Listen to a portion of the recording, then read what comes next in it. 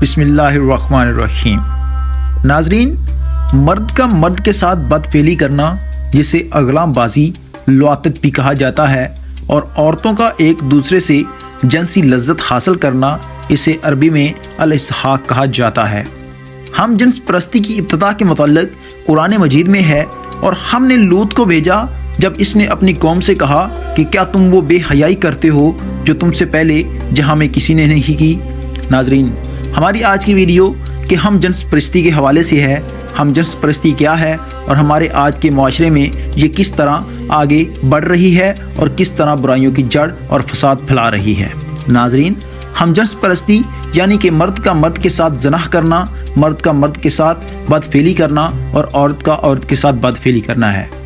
قوم لوط میں سب سے پہلے اس کی ابتدا ہوئی تھی، اور قوم لوط میں لوگ مرد مرد کے ساتھ زنا کرتا تھا اور عورت عورت کے ساتھ زنا کرتی تھی، اور آج بھی ہمارے معاشرے کے اندر یہ عام ہو چکا ہے۔ ناظرین، قوم لوط کے لوگ یعنی کہ وہ لوگ جو اپنی بیویوں کو چھوڑ کر مرد مردوں کے ساتھ ہم بستری کرتے تھے اور ان کے ساتھ بدفعلی کرتے تھے، ان قوم کی بستیاں بہت آباد، نہایت سرسبز شاداب تھیں، اور وہاں طرح طرح کے اناج اور پھل میوے بکثرت پیدا ہوتے تھے۔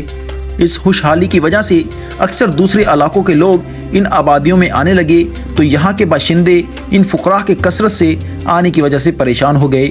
لیکن انہیں روکنے اور بھگانے کی کوئی صورت نظر نہیں آ رہی تھی۔ تو اس ماحول میں ابلیس لعین ایک بوڑھے کی صورت میں نمودار ہوا اور ان لوگوں سے کہنے لگا کہ اگر تم ان لوگوں کی آمد سے نجات چاہتے ہو تو یوں کرو کہ جب بھی ایسا کوئی شخص تمہاری بستی میں آئے تو اس کے ساتھ ایسا عمل یعنی کہ بدفعلی کرو۔ تو انہوں نے ایسا کرنے سے انکار کیا۔ پھر جب باہر سے آنے والے اور زیادہ ہو گئے تو یہاں کے لوگوں نے وہ برا عمل کرنا شروع کر دیا، اور وہ خوبصورت لڑکوں کے ساتھ یہ عمل کرتے تھے، اور یہاں تک کہ ان کو اس کی عادت پڑ گئی۔ اور کلبی نے کہا کہ سب سے پہلے ابلیس خبیث نے یہ عمل کیا، اور اس طرح کہ وہ ایک حسین و جمیل لڑکے کی شکل میں اس بستی میں داخل ہوا اور ان لوگوں کو اپنی طرف مائل کر کے برا عمل کروایا۔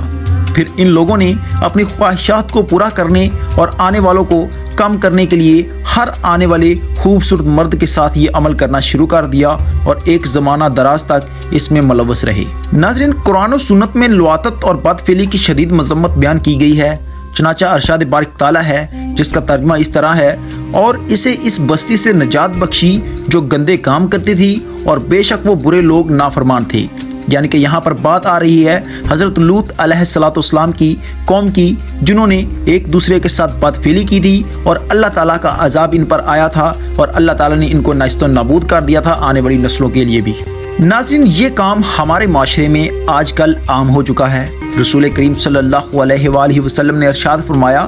کہ مجھے تم پر قوم لوط والے عمل کا سب سے زیادہ خوف ہے۔ حضرت عبداللہ بن عباس رضی اللہ تعالی عنہ سے روایت ہے، تاجدار رسالت صلی اللہ علیہ وآلہ وسلم نے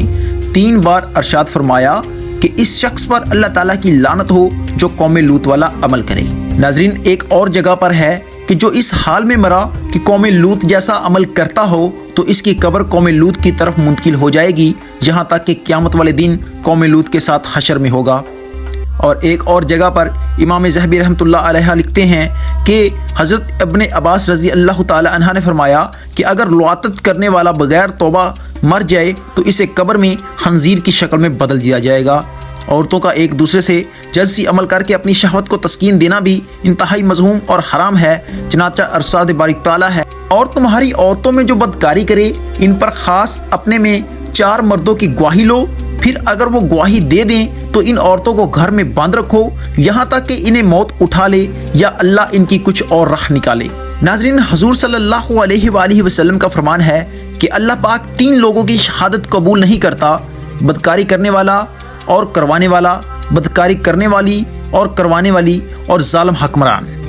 اس کی مذمت کے لیے یہی کافی ہے کہ حضرت لوط علیہ السلام کی قوم کی عورتیں اسی عمل کے سبب عذاب کی حقدار ٹھہریں، اور مردوں کے ساتھ یہ بھی مبتلا عذاب ہوئیں۔ آپ صلی اللہ علیہ وآلہ وسلم نے فرمایا کہ بے شک اللہ پاک سب سے زیادہ انصاف فرمانے والا ہے۔ اس قوم کے مرد مردوں سے اور عورت عورتوں سے شہوت پوری کیا کرتے تھے، اس لیے مردوں کے ساتھ عورتیں بھی مبتلا عذاب ہوئیں۔ ناظرین، اللہ تعالیٰ نے نسل انسانی میں اضافے کا یہ طریقہ مقرر فرمایا ہے کہ مرد اور عورتیں دونوں میں شہوت رکھی ہے اور اس شہوت کی تسکین کے لیے جائز عورت کو بنایا ہے، اور جب یہ اپنی شہوت پوری کرتے ہیں تو اس کے نتیجے میں عورت حاملہ ہو جاتی ہے اور کچھ عرصے کے بعد ان کے ہاں ایک انسان کی پیدائش ہوتی ہے۔ اس طرح انسانوں کی تعداد میں اضافہ ہوتا رہتا ہے، اور اب اگر شہوت کو اس کے اصل ذریعے کی بجائے کسی اور ذریعے سے تسکین دی جائے تو اس کا نتیجہ یہ ہوگا کہ نسل انسانی میں اضافہ رک جائے گا، اور اس صورت میں انتہائی سنگین مسائل کا سامنا کرنا پڑے گا،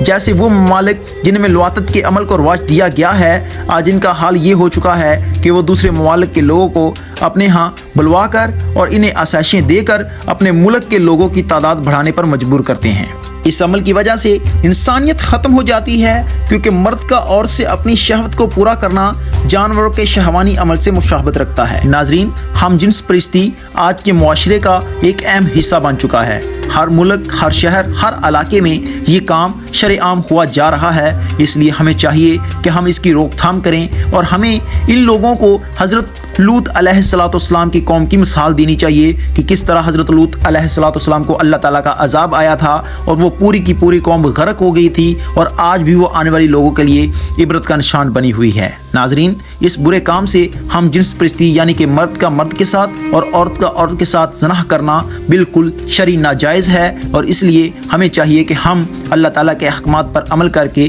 اپنی زندگیاں بسر کریں، اور ہمیں چاہیے کہ ہم ایسا کرنے والوں کو روکیں۔